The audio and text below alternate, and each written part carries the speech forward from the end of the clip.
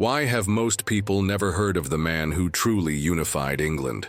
What lies behind the legend of a king who, with a single act of audacity, transformed a fragmented island into a nation?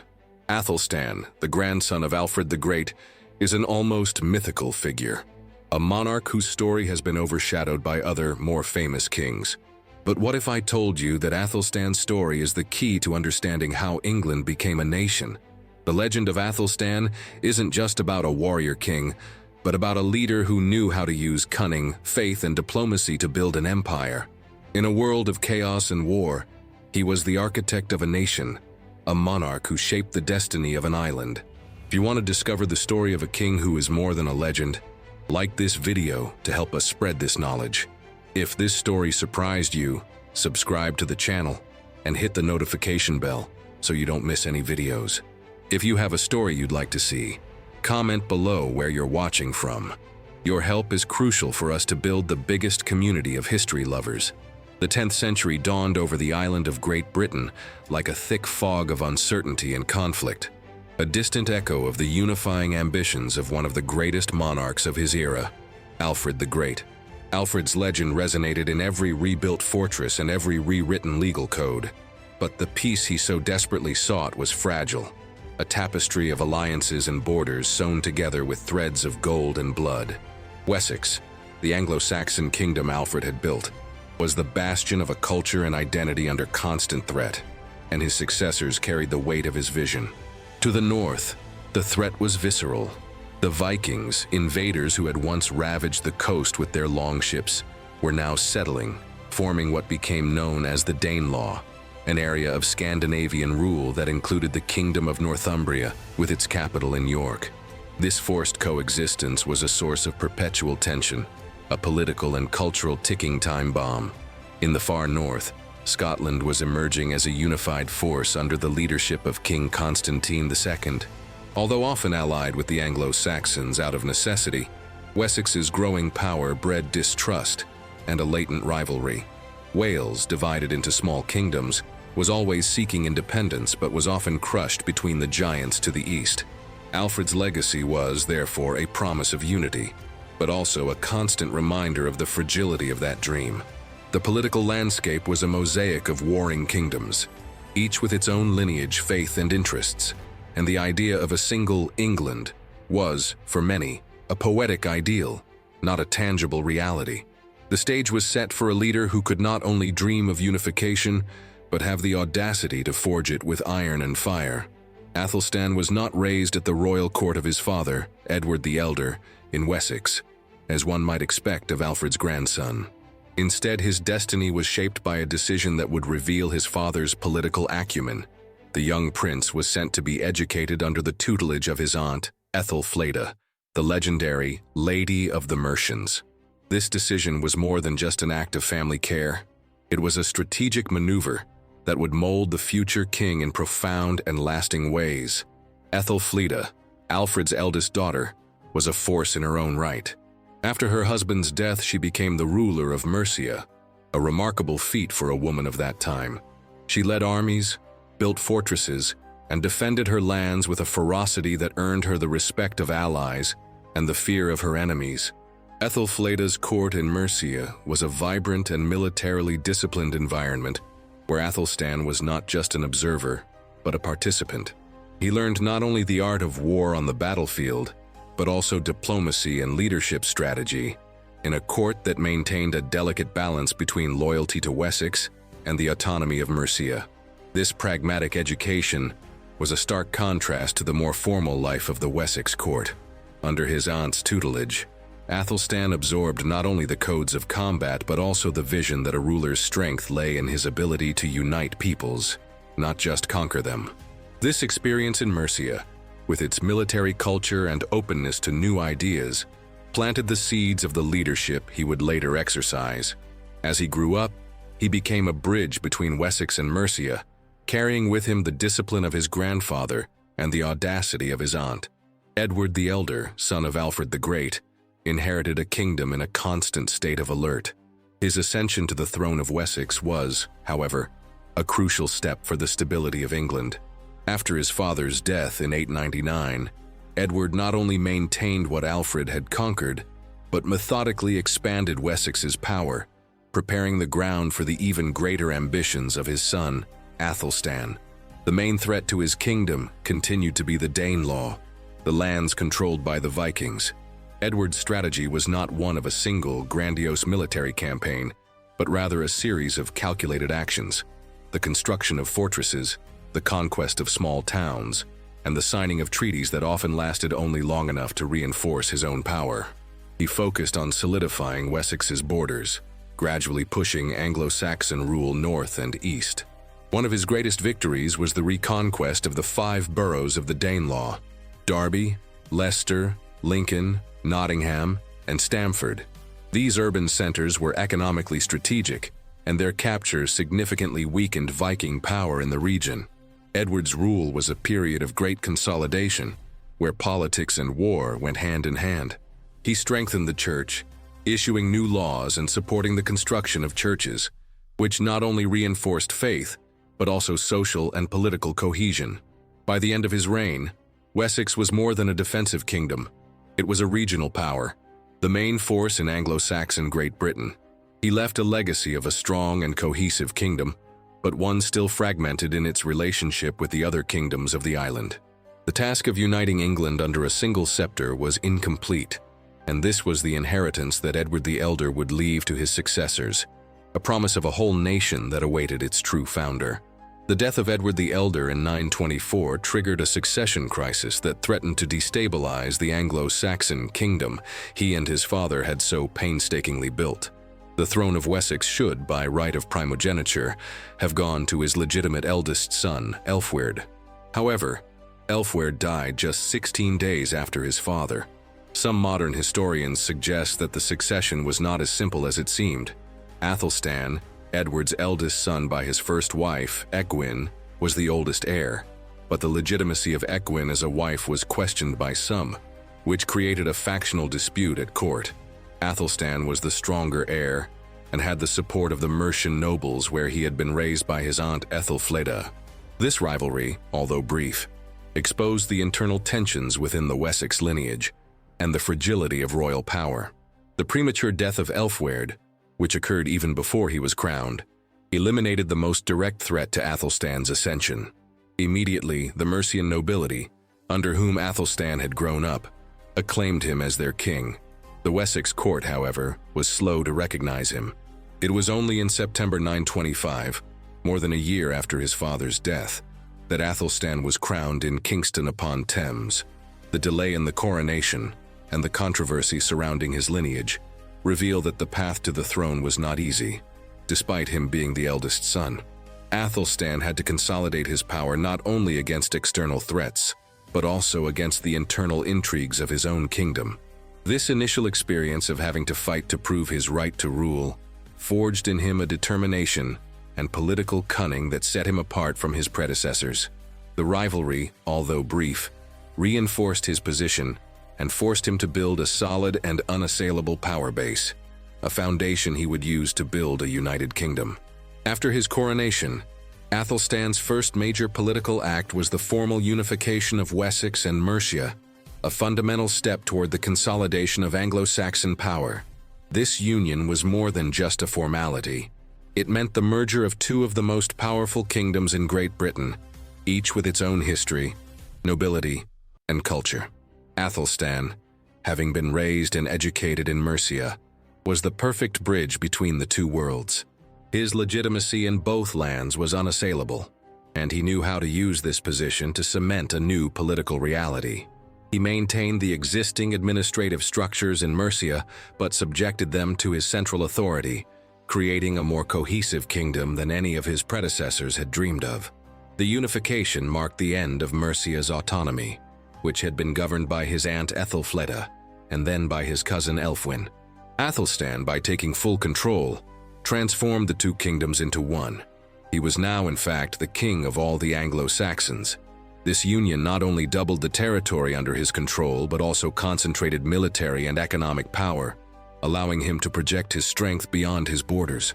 With Wessex and Mercia as a single entity, Athelstan was ready to confront the threats from the north, the Vikings and the Scots, with unprecedented force. The Union was the first brick in the construction of England. Without it, the idea of a unified kingdom would have been just an ideal. With it, it became a real possibility. Athelstan had fulfilled the promise of his grandfather Alfred and his father Edward, and was now ready to go beyond. After the unification of Wessex and Mercia, Athelstan began to title himself in a way never before seen. His titles in official letters and documents became increasingly grandiose, reflecting his growing authority. He named himself Rex Anglorum, or King of the English, a title that had immense political weight and significance. Before him, monarchs saw themselves as kings of their specific kingdoms, Wessex, Mercia, etc. Athelstan, however, was consciously building a new national identity, uniting the peoples who considered themselves descendants of the Anglo-Saxons under a single crown. This was not just a matter of power, but of ideology. Athelstan understood that his kingdom's strength lay not only in its military power, but in its cultural cohesion and the perception of a shared destiny. By calling himself King of the English, he was setting a precedent. From that moment on, loyalty would no longer be to an isolated kingdom, but to an entire nation. Athelstan was essentially inventing England. He minted coins with his image and the title of Rex Totius Britannia, or King of all Britain, which was an even greater ambition, and, at the time, a daring assertion of his supremacy over the other kingdoms of the island. This political identity was reinforced by a court that attracted scholars and religious figures from all over Great Britain and Europe, creating a center of learning and culture that radiated Athelstan's vision. His leadership was not just that of a warrior, but that of an architect of nations, a visionary who knew how to use symbols, titles, and a shared culture to forge a people. Athelstan's rise to power was not based solely on military force. One of the pillars of his governing strategy was a policy of diplomacy and strategic marriages that made him an influential player on the European political stage. The Anglo-Saxon monarch understood that strong alliances could neutralize threats and solidify his position in a way that war alone could not. He had several sisters and half-sisters, and he married them to important leaders in Europe, transforming his family into a network of international power. One of his sisters, Edgith, was married to the Emperor of the Holy Roman Empire, Otto I, who would later become one of the most powerful monarchs in Europe. This alliance not only elevated Athelstan's prestige, but also gave him a strong ally against the Vikings. Another sister, Eadhild, married Hugh the Great, Duke of the Franks. This union solidified his influence in France. Even the future King of Norway, Håkon the Good, was raised at Athelstan's court as an adoptive prince, where he was educated and became a Christian. This policy of marriages and alliances not only protected England from possible invasions, but also projected Athelstan's power and influence beyond the English Channel. He was not just the king of the Anglo-Saxons, but a respected monarch throughout Europe, a shrewd diplomat who knew that peace was often more valuable than war. Athelstan's actions demonstrated that he was a visionary leader who understood that England's destiny was intrinsically linked to the rest of the continent. Athelstan's reign is marked by a deep alliance with the Church, which he saw not only as a religious institution, but as a fundamental pillar of his power and his vision for the nation. Athelstan became a generous patron of culture and religion, donating large sums of money and land to bishops and monasteries throughout England. He was a man of faith, but also a strategist. He understood that the Church was the only institution that possessed an administrative and intellectual network that extended throughout his kingdom, capable of unifying the peoples of Wessex and Mercia. The Anglo-Saxon king was known for collecting sacred relics and for presenting churches with valuable works of art and manuscripts. Athelstan's court became a center of learning and culture, attracting monks, scholars, and artists from all over Europe. He consulted bishops on matters of state and used the church to legitimize his power. Athelstan was not just the king of the English, he was the defender of the Christian faith against the pagan Vikings. This image elevated him to an almost messianic status, reinforcing the loyalty of his subjects. Athelstan also played a crucial role in the development of the monastic reform, which would flourish under his successor. The church, under his patronage, was not only a center of spirituality but also a tool for unification, education, and the propaganda of royal power. Athelstan's actions demonstrate that he knew a kingdom was not made just of borders and armies, but also of a common faith and a shared cultural legacy. The year 927 marks a crucial turning point in the history of Athelstan and England, the moment when the monarch's ambition manifested itself in the annexation of Northumbria. This northern region, with its capital in York, was the last great bastion of Viking power in Great Britain, a remnant of the Danelaw. Athelstan, throughout his reign, had consolidated power in the south and the Midlands, but Northumbria represented a constant threat. Its conquest was not just a matter of territorial expansion, but of national security, and a declaration that England would be governed by a single king. In 927, Athelstan marched north with a powerful army. The Viking king of York, Guthfrith, fled, and the city, without cohesive leadership, surrendered to Athelstan. The conquest was an act of audacity and strength, a milestone that would echo throughout Europe. For the first time in more than a century, all of Anglo-Saxon England, including the last Viking stronghold, was under the control of a single monarch. This annexation was the climax of his predecessor's policies and the beginning of a new era. Athelstan not only annexed the land, but also summoned the kings of other British kingdoms to submit to him. The Anglo-Saxon Chronicle records that Kings Constantine II of Scotland, Owain of Strathclyde, and Huildida of Wales met with Athelstan at Aymont Bridge and recognized him as their lord. It was an unprecedented show of power, and it was at this moment that Athelstan could, with justification, call himself Rex Totius Britanniae. The annexation of Northumbria was the moment when unified England ceased to be a dream and became a political reality. The annexation of Northumbria in 927 was a show of force that reverberated throughout Great Britain, but also created deep resentment among neighboring kingdoms.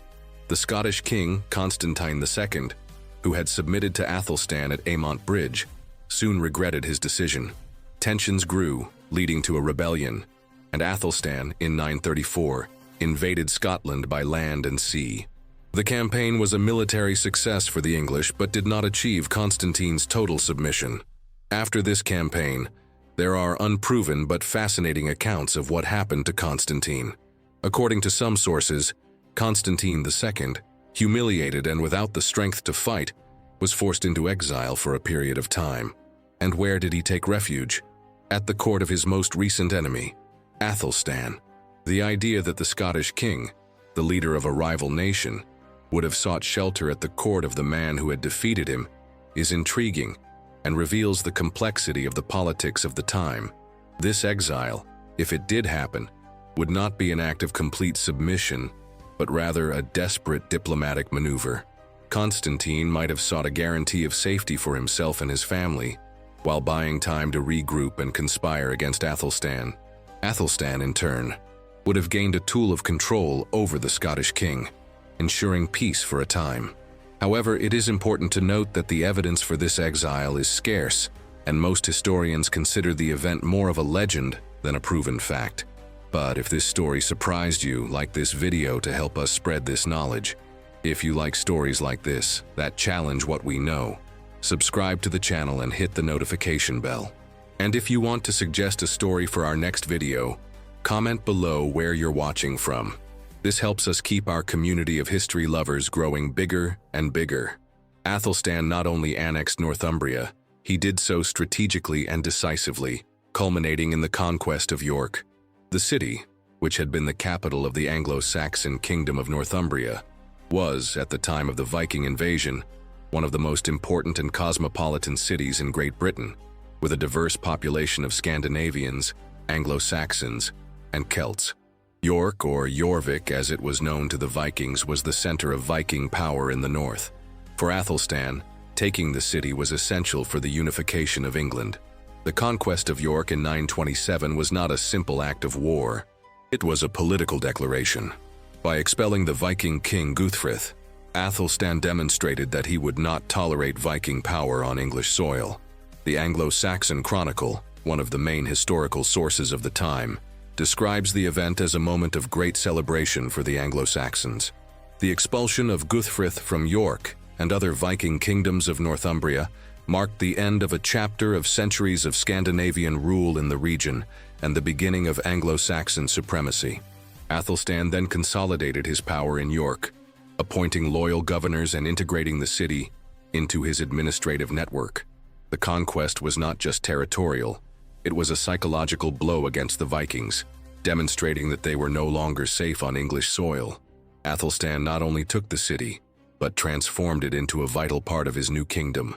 Athelstan not only consolidated his power over the Anglo-Saxons and Vikings in Northumbria, he also established English hegemony over the kingdoms of Wales. These kingdoms, fragmented and in constant rivalry, were an easy target for Athelstan's growing strength. Athelstan was not seeking the total annexation of Wales, but rather its political and economic submission.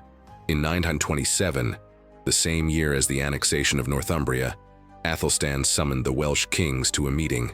He was not interested in negotiations but in imposing his will. Athelstan demanded that the Welsh kings, including Hywel the most powerful of them, submit to him as their suzerain. This submission implied an annual tribute of gold, silver, cattle, and hunting dogs, in addition to the obligation to provide soldiers for Athelstan's army when necessary. Athelstan also established the border between England and Wales on the River Wye, a line of demarcation that served to define his kingdom's territory and prevent future disputes. This policy of supremacy, without the need for total annexation, demonstrated Athelstan's pragmatism. He understood that Wales was a logistical challenge to be governed directly, but that its submission was essential for his kingdom's security. By doing so, Athelstan not only established English supremacy over the Britons, but also freed up his army to focus on more urgent threats in the north, setting the stage for the conflicts that would follow. Athelstan, with England unified under his control, turned his attention to the European continent, seeking to solidify his position through dynastic alliances. He was not content to be just the King of England, but wanted his court to be a center of power and influence in Europe. The strategy of marrying his sisters to European kings and nobles was a masterstroke that elevated his dynasty's prestige. He transformed his sisters into valuable pawns in a diplomatic chess game that transcended the borders of Great Britain. The alliances formed through these marriages were of great importance. Athelstan became a father-in-law and brother-in-law to some of the most powerful monarchs of his time, such as the future Emperor Otto I of the Holy Roman Empire. These unions not only guaranteed England's security against invasions, but also opened doors to culture, trade, and diplomacy. Athelstan became a godfather king of Europe, offering refuge and support to exiled nobles. His court became a beacon of erudition and power, attracting scholars and clerics from all over the continent. This expansion of influence to the continent demonstrated that Athelstan had a vision that went far beyond the borders of Great Britain. He was building a legacy that was not only English but European, and the destiny of his kingdom was intrinsically linked to that of his allies on the continent. With his policy of diplomacy and strategic marriages, Athelstan became one of the most respected monarchs in 10th century Europe. His court was a meeting point for nobles, exiled kings, and diplomats from all over the continent. He received embassies from kings and princes who came to his court seeking alliances, advice, or refuge. Among them was the Norman Duke William, whose rise to power in 927 was supported by Athelstan. The Anglo-Saxon king was seen as a godfather king, a monarch who possessed a moral authority and power that extended beyond his borders. Athelstan not only received diplomats, he also sent his own ambassadors to other European courts. He established a network of communication and influence that allowed him to keep abreast of events on the continent. This international reputation was an invaluable asset, ensuring that the Vikings and other enemies of England would have to deal with the consequences of attacking a king who had the support of other European powers. The respect Athelstan commanded was not just the result of his military victories, but of his political and diplomatic wisdom. He was the first English king to see himself as an equal to other European monarchs, and his actions ensured that his vision became a reality. Athelstan's reign marked the moment when England ceased to be an isolated island and became an important player on the European stage. Athelstan's hegemony, which brought peace and unification to the Anglo-Saxons, generated deep discontent among the Celtic and Viking kings in Great Britain. For them, Athelstan's rise was not a sign of order, but an existential threat. The Welsh kings, who had been forced to pay tribute, felt humiliated. The Scottish king, Constantine II, who had submitted to Athelstan at Aymont Bridge, considered this submission an affront to his sovereignty. But the greatest threat was Athelstan's growing power over Northumbria, which was seen as a territory of Viking and Scottish rule. The unification of England under a single Anglo-Saxon king meant the end of their own territorial ambitions and the beginning of a new order in which they would be relegated to a secondary role. The discontent was not just political, it was cultural and religious. For the Vikings, the rise of a Christian king represented a threat to their own pagan identity. For the Celts, Athelstan's domination was a repetition of centuries of subjugation. Tensions grew, and the Celtic and Viking kings began to see themselves as the last hope of resistance. Athelstan had created a common enemy, and the only way to defeat him was through unity. This discontent became the catalyst for the formation of a great coalition, an alliance of peoples who, in other circumstances, would have been enemies. The stage was set for the bloodiest war in Anglo-Saxon history, the Battle of Brunanburh. Athelstan's growing power, his ambition to be the king of all Great Britain, and the unification of the Anglo-Saxon kingdom under his command generated not only discontent among his neighbors, but also the emergence of rumors and internal conspiracies.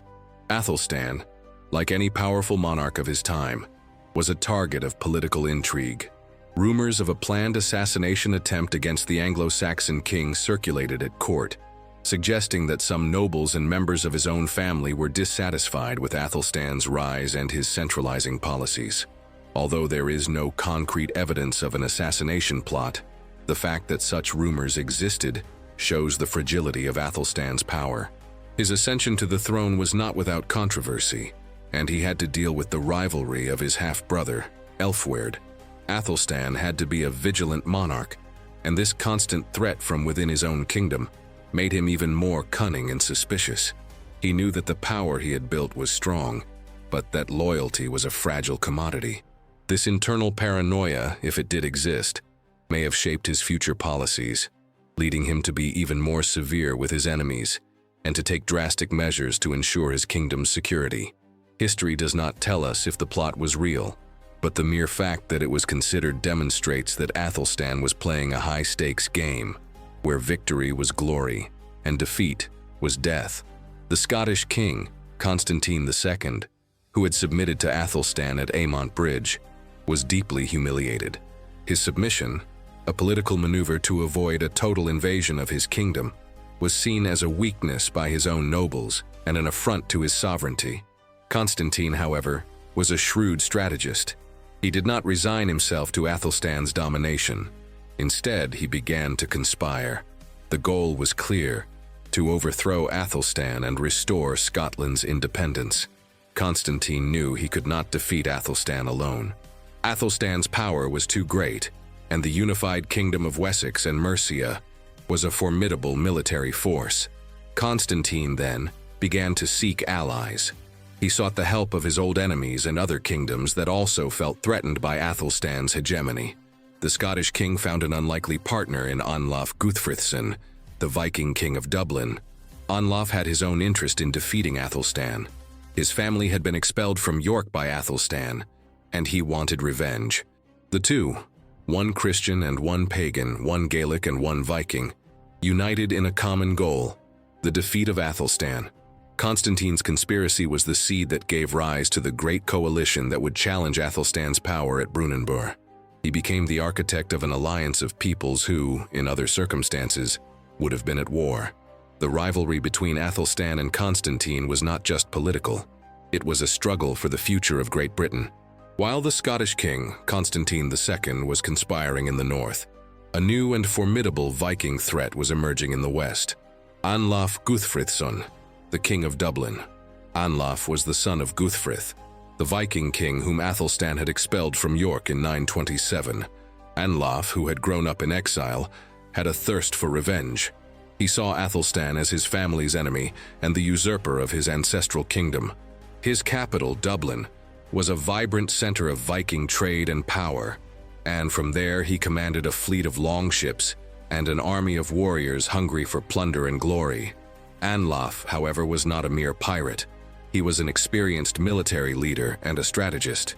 He understood that Athelstan's England was too strong to be invaded by a single force. He then, pragmatically, joined the conspiracy of Constantine II of Scotland. Anlaf was the military arm of the coalition, and he would bring with him the overwhelming force of his fleet and his army. For Anlaf, the alliance with Constantine was not just a matter of revenge. It was an opportunity to restore Viking power in northern England, reconquer York, and establish a new Viking Gaelic kingdom. Anlaf Guthfrithson represented the new generation of Vikings, who were not just raiders, but also builders of empires. His arrival in the Irish Sea was the sign that war was approaching, and the destiny of Great Britain was about to be decided on a single battlefield. The conspiracy of Constantine II and the rise of Anlaf Guthfrithson culminated in the formation of a large and dangerous coalition against Athelstan. This alliance was an unprecedented force, uniting peoples who, in other circumstances, would have been at war. The coalition was made up of the Vikings of Dublin, led by Anlaf Guthfrithson, who wanted revenge in the reconquest of York; the Scots, led by Constantine II, who wanted to restore their sovereignty and get rid of Athelstan's domination; and the Britons of Strathclyde, led by King Owain, who also felt threatened by Athelstan's expansion. The alliance was an explosive mix of interests and cultures. The union of the coalition was a remarkable diplomatic feat. Constantine II, a Christian, allied himself with Anlaf, a pagan. The Britons, who had a history of rivalry with the Vikings and Scots, also joined the alliance. The common goal was the destruction of Athelstan and the division of his kingdom. The coalition's army was vast and diverse, composed of Scottish, Viking, Gaelic, and Briton warriors, all united under the banner of resistance. The coalition represented the last hope of a future for Great Britain that was not Anglo-Saxon. For Athelstan, war was inevitable. He faced not one enemy, but a coalition of entire kingdoms. The Battle of Brunanburh would not be just a battle, but the war of one kingdom against an alliance of three. As the Great Coalition formed, tensions on England's borders became palpable. The air was filled with rumors and fear. To the north, English patrols on the border with Scotland intensified. Athelstan's spies reported the movement of Scottish troops and the arrival of Viking ships on the coast. The nobles of Northumbria, still loyal to Athelstan, were on high alert. The Scottish king, Constantine II, in an act of defiance, ordered the invasion of Northumbria. The first skirmishes occurred. Small villages were plundered, fortresses were surrounded. Athelstan, who was in the south, refused to act rashly. He knew that war was inevitable, but wanted his enemy to reveal themselves first. The period leading up to the Battle of Brunanburh was a time of great tension and uncertainty. Athelstan prepared for the worst. He summoned his ealdormen, his most powerful nobles, and ordered them to prepare their armies. The Saxons of Wessex, the Mercians, and the Northumbrians, now united under a single banner, gathered for war.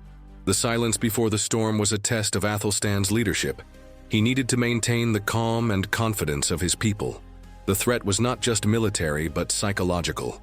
The coalition, by bringing so many enemies together, wanted to create panic. But Athelstan stood firm. He waited for the right moment to strike.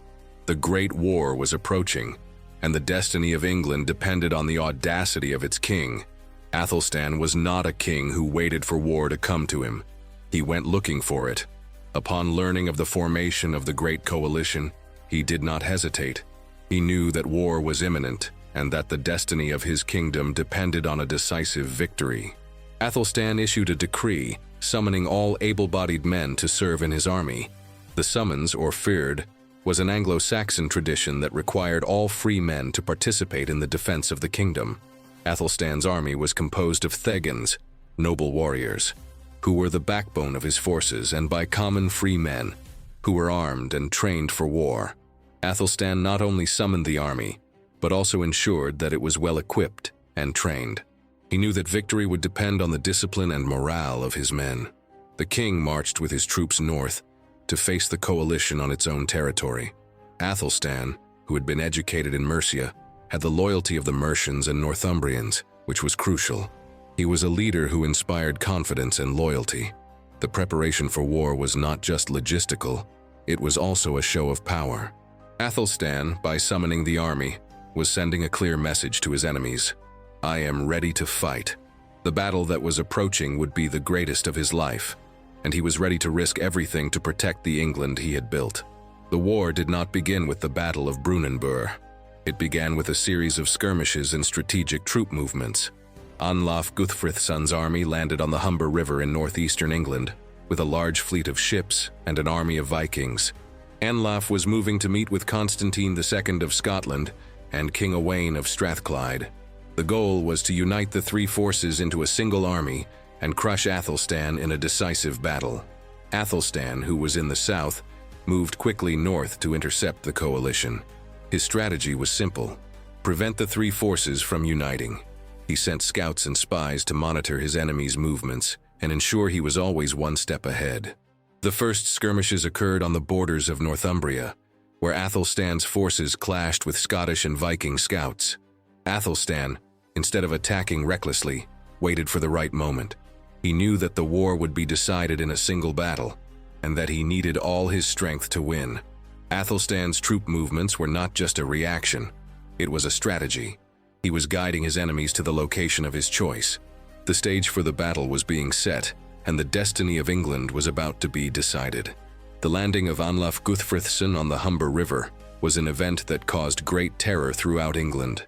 The Viking fleet, with hundreds of ships, was a terrifying sight. Anlaf did not just bring warriors from Dublin. He had recruited Vikings from all over the Irish Sea, Gaels, and other mercenaries. Anlaf's arrival on the Humber was a psychological blow to Athelstan, who had to deal with the perception that the war was on his own soil. Anlaf was not alone. He was joined by the Scottish king, Constantine II, and the king of Strathclyde, Owain, forming a force that is believed to have been the largest coalition ever assembled against a single Anglo-Saxon king. The coalition marched south, plundering villages and towns, with the goal of challenging Athelstan directly. Athelstan, in turn, moved north to face the coalition. He knew that the war could not be avoided. Anlaf's landing on the Humber was the turning point, the moment when the war ceased to be a distant threat and became an imminent reality. The destiny of England was at stake, and the battle that was approaching would be the most important in its history. Amidst the preparations for the Battle of Brunanburh, a fascinating, though unproven, legend about a monk who allegedly saved Athelstan's life comes to life. Athelstan, known for his religious fervor, is said to have stopped to pray in a local church on the eve of the battle. While he was praying, a mysterious monk allegedly approached him. The monk, whom many believe to have been Saint Cuthbert, is said to have given Athelstan a sacred relic, a piece of Christ's cross, and told the king that victory would be his. Athelstan, with the relic in his hands, felt confident of victory. The legend continues, telling that during the battle, Athelstan found himself surrounded by enemies. Defeat seemed imminent. Suddenly, a divine light allegedly appeared and blinded his enemies, allowing Athelstan to escape and win the battle. This legend, although it lacks historical evidence, reveals Athelstan's deep faith and the role that religion played in his life. The legend also shows how Athelstan was seen by his people, a king chosen by God, a leader who had divine support in his mission to unify England. The story of the monk became an important part of the mythology of Athelstan and his victory at Brunanburh, reinforcing the idea that he was a special king, a monarch who had God's favor. The legend of Brunanburh is not just a story of war, but a story of faith, hope, and destiny. In 937, in a place that remains a mystery to this day, the destiny of Great Britain was decided in a battle that would go down in history as the bloodiest and most decisive of the Anglo-Saxon period, the Battle of Brunanburh. Athelstan's army, unified and motivated, faced the great coalition of Vikings, Scots, and Britons. The battle was not a matter of hours, but of days, a brutal and chaotic confrontation where Athelstan's courage and leadership would be put to the test. Athelstan did not hide behind his troops. He fought on the front line, alongside his brother, Prince Edmund. The battle was a hand-to-hand combat, where swords, axes, and shields clashed in a sea of blood and war cries. Athelstan, with his military experience and leadership, managed to maintain the discipline of his troops, while the coalition's army, with its different cultures and languages, was more difficult to command. The climax of the battle was the victory of Athelstan's heavy infantry, the Thanes, who managed to break through the enemy lines. The battle was a massacre, with thousands of men killed on both sides. The victory, however, was Athelstan's, who defeated the Great Coalition and secured the future of his kingdom. Athelstan's victory at the Battle of Brunanburh was decisive. The Great Coalition's army was annihilated. The Scottish king, Constantine II, escaped with his life, but his army was destroyed. The King of Dublin, Anlaf Guthfrithson, also managed to escape, but his fleet of ships and his army were decimated. The victory was so complete that the coalition's power immediately dissolved. Athelstan, with his victorious army, returned to Wessex in triumph. The victory at Brunanburh was not just a military victory, it was a political and psychological victory. Athelstan had defeated the greatest threat England had ever faced. He had become the undisputed ruler of all of Great Britain.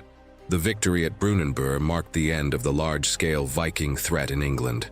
The Vikings who still lived on the island now knew they would have to submit to a single king, and that king was Athelstan. The victory at Brunanburh was the climax of Athelstan's journey to unify England. He had fulfilled his grandfather Alfred's promise and had become the first king of all England. From that moment on, the island's history would be written by one people, under one crown. The Battle of Brunanburh was a massacre. The Anglo-Saxon poem that celebrates Athelstan's victory states that 5 kings and 7 Viking and Scottish ealdormen lay dead on the battlefield. This phrase is a demonstration of how bloody and decisive the battle was. The death of these leaders was not just a loss of life, it was a blow to the coalition's power structure. The death of 5 kings and 7 nobles showed that the coalition's leadership had been annihilated. Athelstan, with the death of his enemies, became the undisputed king of all of Great Britain. The death of these leaders, although tragic, was a crucial step toward the unification of England. Athelstan did not have to deal with an enemy, but with the absence of one. The death of his rivals allowed him to consolidate his power peacefully, and without the need for more wars. The victory at Brunanburh was the final point in a conflict that lasted for centuries and the beginning of a new era. Athelstan, with the death of his enemies, became the most powerful monarch in Great Britain. Athelstan's victory at Brunanburh was so significant that it inspired one of the most beautiful and dramatic Anglo-Saxon poems, the Battle of Brunanburh, which is part of the Anglo-Saxon Chronicle. The poem is not a precise historical account, but a celebration of Athelstan's victory. It is a work of art that uses epic language to describe the battle in vivid detail. The poem describes the battle as a confrontation between good and evil, between the Christian Anglo-Saxons and the pagan Vikings. The poem celebrates Athelstan and his brother Edmund as war heroes who fought on the front line and defeated their enemies. It describes the battle with language that evokes the grandeur of the epic, with warriors dying and ravens and eagles devouring the bodies of the enemies. The poem is not just a historical record, it is a work of political propaganda, a hymn to Athelstan's victory. It helped create the legend of Athelstan as a warrior king, a monarch who unified England. The poem is a fundamental part of England's cultural heritage and is a reminder of how important the victory at Brunanburh was for the future of the nation. The victory at the Battle of Brunanburh solidified Athelstan's status as Bretwalda, an Anglo-Saxon title meaning ruler of Great Britain. This title was not just an honor, but an assertion of power and authority over the other kingdoms of the island. Athelstan was no longer just the king of the Anglo-Saxons. He was the monarch of all of Great Britain. The title was a declaration that England was now the dominant power on the island. The title of Bretwalda was an honor that Athelstan had earned with his sword. He not only governed England, but also exercised his authority over the Celtic and Viking kingdoms that had submitted to him. Athelstan was the architect of a new order, where Great Britain would be governed by a single king, and that king would be Anglo-Saxon. The victory at Brunanburh marked the final point in the centuries-long struggle for domination of the island and the beginning of a new era of peace and prosperity under Athelstan's leadership. After the Battle of Brunanburh, Athelstan ruled for a few more years, maintaining peace in his kingdom. The overwhelming victory at Brunanburh silenced his enemies and consolidated his power in an undeniable way. During these years, Athelstan dedicated himself to consolidating his kingdom. He enacted laws, organized the church, and promoted culture and education. He not only governed a unified kingdom but also shaped it. He became the first king to rule England as a whole. Athelstan did not rest on his victory. He continued to be a vigilant monarch, maintaining peace in his kingdom and ensuring that the Viking threat did not resurface. He dedicated himself to building a strong and cohesive kingdom where law and order reigned. The years of peace after Brunanburh were a time of prosperity for England, where culture and the economy flourished.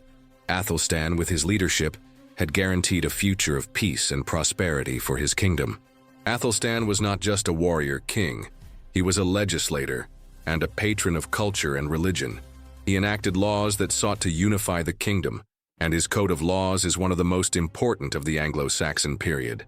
He not only legislated on crimes, but also on trade and currency, ensuring that the kingdom had a stable economy. He also dedicated himself to building churches and monasteries, becoming a patron of art and culture. Athelstan, with his policy of unification, also promoted a unified Anglo-Saxon culture. His court was a center of learning, and he attracted scholars and artists from all over Europe. He became a patron of literature, and the poem, The Battle of Brunanburh, is an example of his cultural legacy. Athelstan not only ruled, he also shaped the cultural identity of his people. Athelstan's legacy is a reminder that a king is not just a military leader, but also a cultural and legislative leader. He was the architect of a nation, and his legacy is a testament to his vision. Athelstan died in 939, after a reign of 15 years. His death marked the end of an era. He was succeeded by his half-brother, Edmund I. Athelstan's death was not an event of great crisis. His kingdom, which he had unified, was strong and cohesive. Edmund, who had fought alongside his brother at Brunanburh, took the throne without major challenges. Athelstan left a legacy of a unified and peaceful kingdom. The rise of Edmund I, however, was not without challenges. The Anglo-Saxon kingdom was still young, and the Viking threat, although weakened, still existed. Edmund had to face new threats, but he had the support of a unified kingdom and a loyal army. Athelstan's death was the end of one era, but the beginning of a new one, where his legacy would continue to be honored and protected by his successors. Although the Battle of Brunanburh is one of the most important events in English history, the exact location of the battle remains a mystery to this day. Historians and archaeologists have debated the location of the battle for centuries. The lack of precise historical sources about the exact location of the battle has led to several theories, but none of them have been conclusively proven. The legend of Brunanburh is so strong that the search for its location has become an obsession for many. The lack of an exact location for the battle, however, does not diminish its importance. The battle is an event that shaped the history of England, and its mystery only enhances its legend. The search for Brunanburh is an important part of English history, and the mystery of its location is a reminder that history is a puzzle that still needs to be solved. Athelstan is, without a doubt, the true founder of England as a unified state. He not only unified the Anglo-Saxon kingdoms, but also established English hegemony over the other kingdoms of Great Britain. He was the first king to see himself as King of the English, and to use that identity to unify his people. Athelstan was a visionary leader, a warrior king, and a diplomat who knew how to use force and cunning to build a kingdom that would last for centuries. He was the architect of a nation. Athelstan was not just a monarch, he was a national hero. He is one of the most important monarchs in English history, but his story is often overshadowed by other, more famous kings. Athelstan is the true founder of England, and his legacy is a reminder of how important a leader can be in the formation of a nation. Athelstan is the father of England, and his story deserves to be told. Athelstan's victory at the Battle of Brunanburh had a profound impact on the geopolitics of Great Britain, establishing the Anglo-Saxon supremacy that would shape the island's future for centuries. After the battle, the large-scale Viking threat was neutralized, and the Vikings who remained on the island were forced to integrate into Anglo-Saxon society. Scotland, while not completely subjugated, was forced to recognize Athelstan's hegemony, and Wales continued to pay tribute. The victory at Brunanburh was the turning point in the history of Great Britain, the moment when the island ceased to be a mosaic of warring kingdoms and became a unified nation. Athelstan had fulfilled the promise of his predecessors and had become the first king of all England. The legacy of Brunanburh is a reminder that history is not just made of victories and defeats, but of consequences that extend for centuries. The Battle of Brunanburh was the beginning of England as we know it today, a country unified under a single crown. Athelstan was the architect of a future that would change Great Britain forever.